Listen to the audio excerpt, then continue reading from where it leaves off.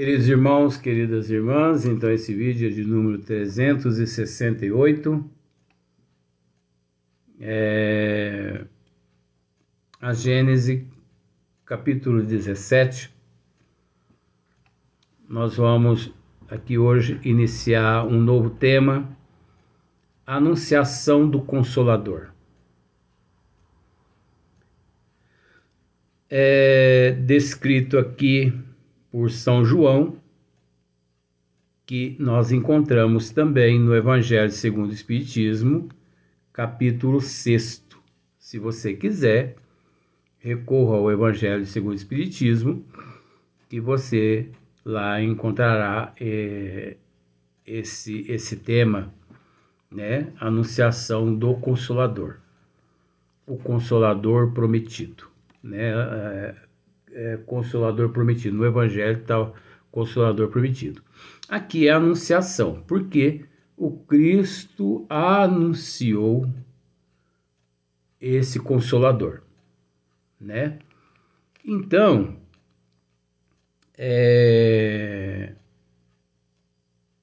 todos nós sabemos que o Consolador, todos nós sabemos que o Consolador é o Espiritismo. Aí a pessoa pode dizer assim, mas o Consolador é o Espiritismo? É uma doutrina, é um conjunto, é o cristianismo redivivo. E por ser o cristianismo redivivo, obviamente, o Cristo de volta. Agora nós vamos entender da seguinte forma aqui nessa anotação de São João. Porque olha só para você ver. Jesus diz assim: se me amais, né? Se me amais, guardai os meus mandamentos.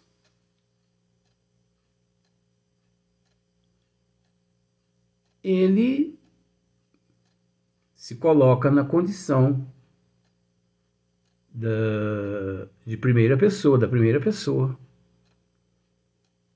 Se me amais, guardai os meus mandamentos. Os meus não são nem os mandamentos de Deus. Mas por que isso? Porque Jesus, nós desconhecemos a evolução de Jesus. Na nossa parca, né, nosso insignificante conhecimento, na nossa parca evolução, nós não temos noção que ser é esse. Nós só sabemos que ele, em dado momento na evolução, que não sabemos quando e nem como, Deus nos entregou a ele, nos apontando ele como sendo nosso guia e o modelo qual todos nós devemos seguir. Tanto é que Jesus é tão grande na evolução, mas tão grande na evolução, que ele, o único ser que pôde dizer: eu sou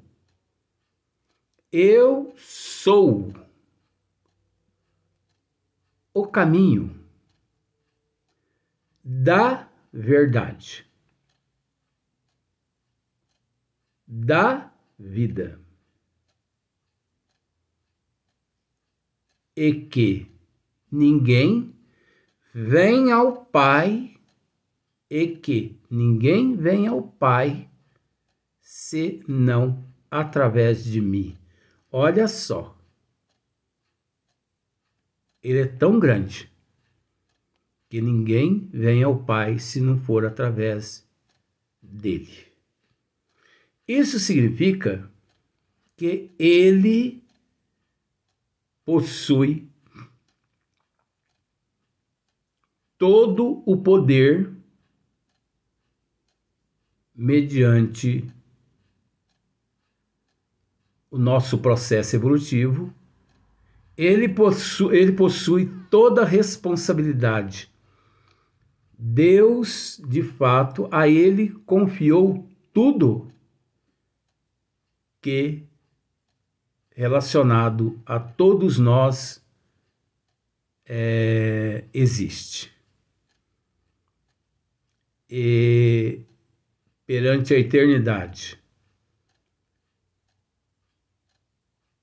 se nós quisermos ir, ao Pai, nós temos que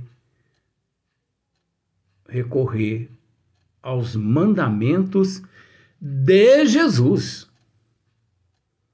Não é nem os mandamentos de Deus. Como se fosse uma unificação entre Deus e Jesus, entre ele e o Pai. É isso que confunde muito a cabeça das pessoas entre Pai, Filho e Espírito Santo. Né? Mas a gente entende. Então, olha só para você ver. Vamos continuar. Se me amais, guardai os meus mandamentos. E eu pedirei a meu Pai, e ele vos enviará outro Consolador. Outro Consolador? Estranho, né? Eu pedirei a meu Pai, e ele enviará-vos outro Consolador. Na personificação, vamos por aí já analisar algo de uma doutrina, não de uma pessoa, porque até aquele momento ali, Moisés e Jesus se fundamenta na lei do homem. Mas esse consolador que ele, naquele momento, anunciava, não retornaria, não chegaria à terra na forma de um ser humano. Não seria um outro ser humano que retornaria. Nosso Senhor Jesus Cristo não reencarnaria. Nosso Senhor Jesus Cristo, ele retornaria na forma de um conjunto, de uma doutrina. Doutrina esta unificada em todos os ângulos, em todos os ramos, inclusive unificada na ciência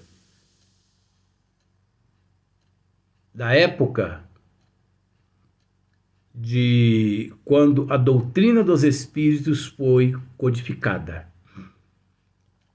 E de lá para cá, 2023 até em diante. Nós vamos entender isso aqui. Porque muitas pessoas pensam que Deus, Jesus, retornará ao corpo, retornará à terra. Mas em que condições? Aqui Jesus já está esclarecendo.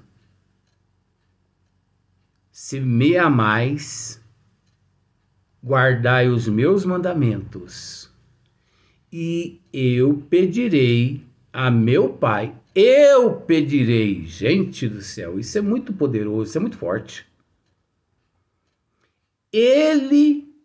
Eu pedirei a meu Pai, e ele vos enviará outro Consolador. Ele não está dizendo, eu pedirei a meu Pai que eu retorne ao meio, ao seio, que eu retorne ao meio da humanidade. Ele não disse isso. E eu pedirei a meu Pai e ele vos enviará outro Consolador. Esse Consolador, ele retornaria na forma de uma doutrina,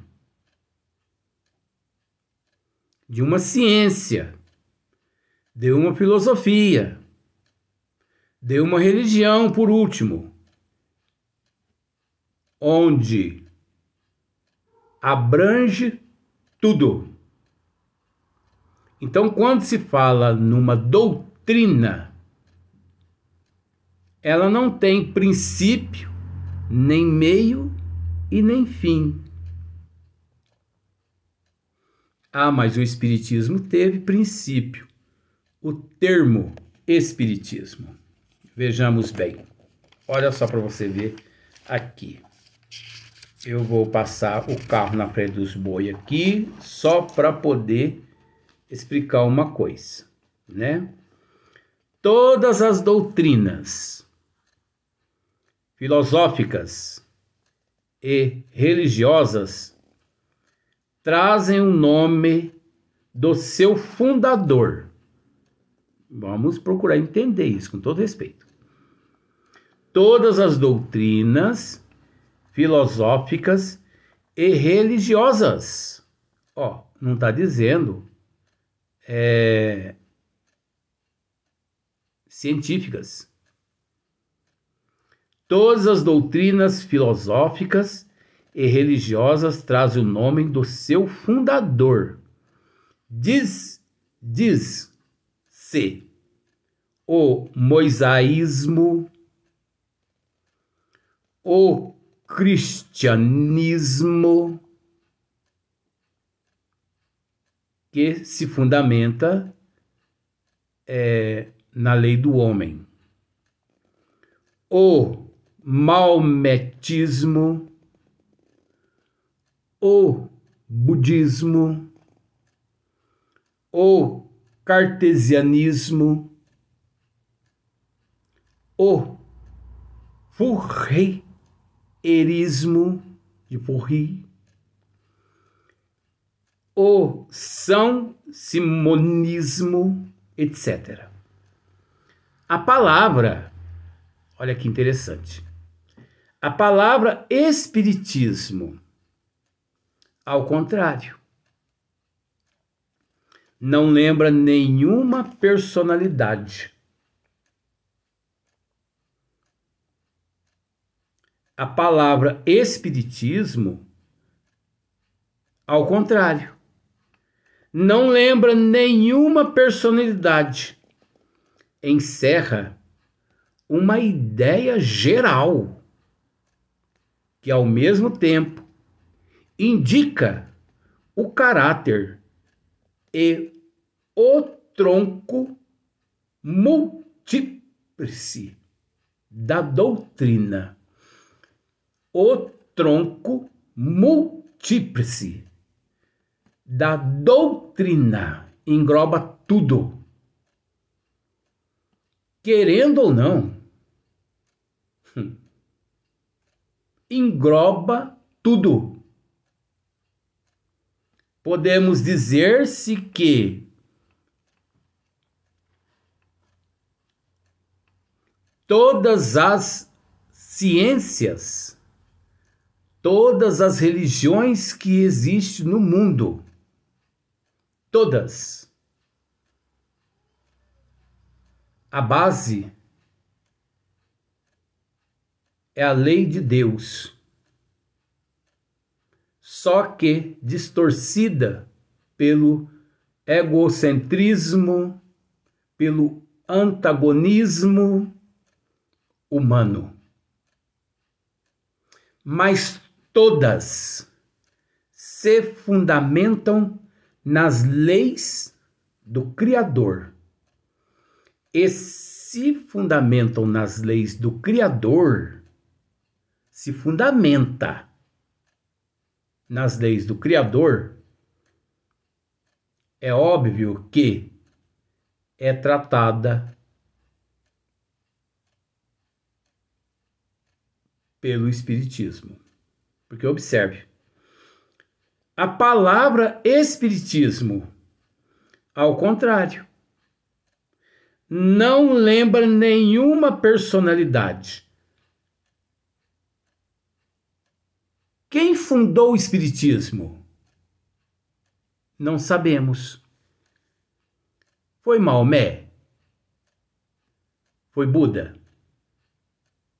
Foi Sócrates? Foi Platão?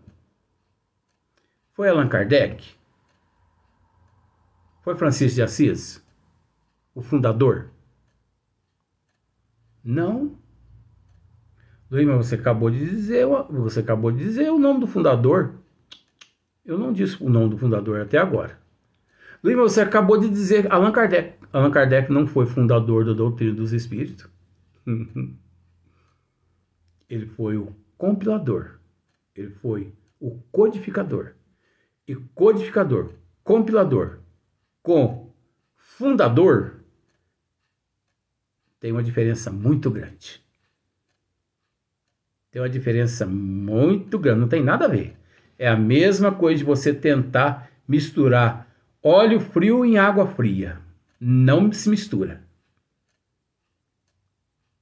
A palavra espiritismo, ao contrário, não lembra nenhuma personalidade,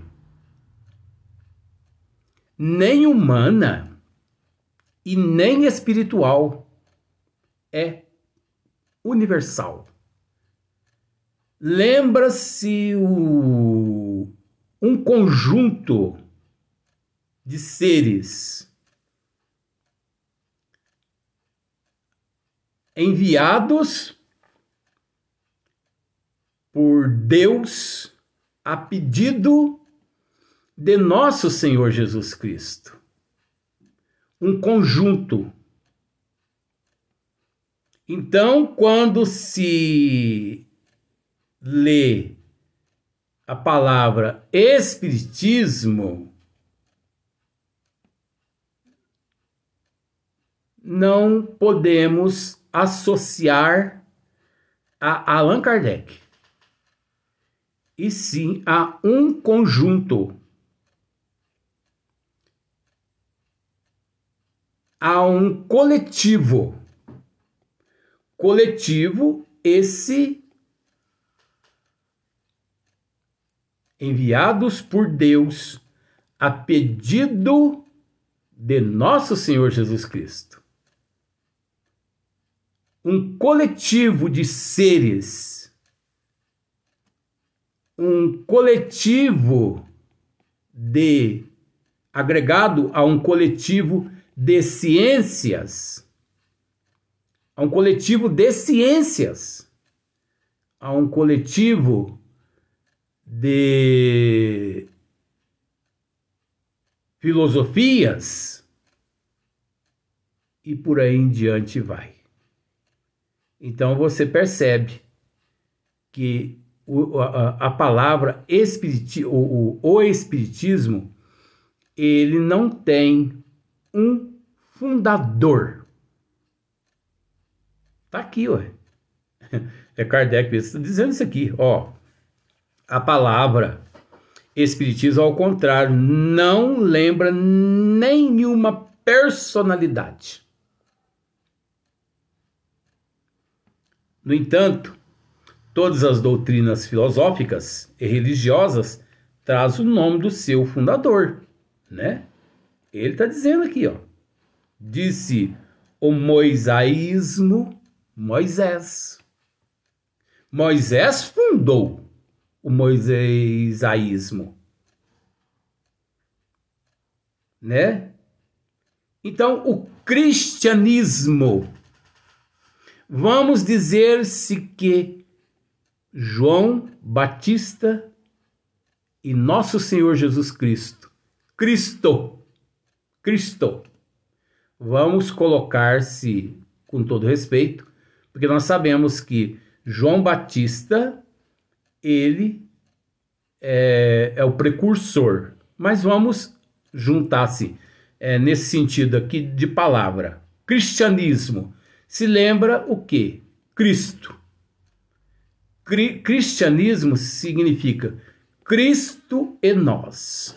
Assim nos diz Emmanuel, através de Chico. Mas tudo bem. Não, é Joana de Anjos, através de Divaldo Pereira Franco. O que é certo a gente tem que dizer. Então, moisaísmo, Moisés quem fundou o moisaísmo, né? O cristianismo teve o seu fundador. Vamos dizer que o fundador é o Cristo. O maometismo, Maomé, né? Então, o budismo, Buda, foi o fundador do budismo. E por aí em diante vai. E o espiritismo?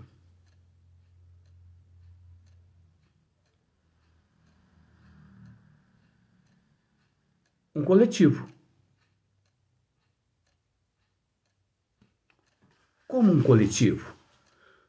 O espiritismo foi fundado pelo Allan Kardec. Por Hipólito Leonardo Rivail. Não. O espiritismo é um conjunto, é um coletivo de todas as leis de Deus. O espiritismo é um conjunto, é um coletivo de todos os seres que já pisaram aqui na Terra. De todos os seres que não pisaram aqui na Terra. Um acrescento a mais do plano maior que a humanidade não conseguiram, na época que o Cristo aqui esteve, compreender aquilo que ele nos trouxe. Então, não podemos dizer que o Espiritismo teve um fundador, porque não teve. Se nós substituirmos esse termo fundador por coletivo de leis, ciências e tudo mais, tudo bem. Mas assumir que teve um fundador, jamais. Eu, por exemplo, não assumo isso. E um dia, com todo respeito, não estou dizendo que nós estamos com a verdade, mas é aquele caso, né? Fica bisbilhotando demais no plano espiritual os arquivos, estuda de lá e depois chega do lado de cá. Então a gente bate de frente com essas questões aqui. E para muitas pessoas essas questões são questões assim que são polêmicas, mas eu não vejo nada de polêmico nisso. É só nós olharmos, é só nós raciocinarmos. A palavra espiritismo, ao contrário, não lembra nenhuma personalidade. Encerra uma ideia geral. Ó, Kardec dizendo, encerra uma ideia geral. que ao mesmo tempo indica o caráter e o tronco múltiplice da doutrina, o tronco múltiplice da doutrina, do conjunto, do coletivo, de tudo. No entanto, o Espiritismo, ele veio no momento certo, onde a humanidade, num patamar evolutivo mais avançado que há 2000 anos atrás, já se encontrava. Vamos para o próximo vídeo, mas nós vamos dar sequência nesse assunto. E acho que você já percebeu que é um assunto muito gostoso, né? Porque muitas pessoas ainda não entendem por esse lado e a gente respeita, a gente não está aqui para convencer e impor nada. Mas não podemos, eu principalmente, não vou abjurar. Eu não vou dizer aqui para agradar a humanidade que Allan Kardec e Hippolyte Léon Denisard foi o fundador do Espiritismo, porque não foi. E vou dizer sim, um coletivo que fundou o Espiritismo. Um coletivo. Kardec foi apenas o compilador.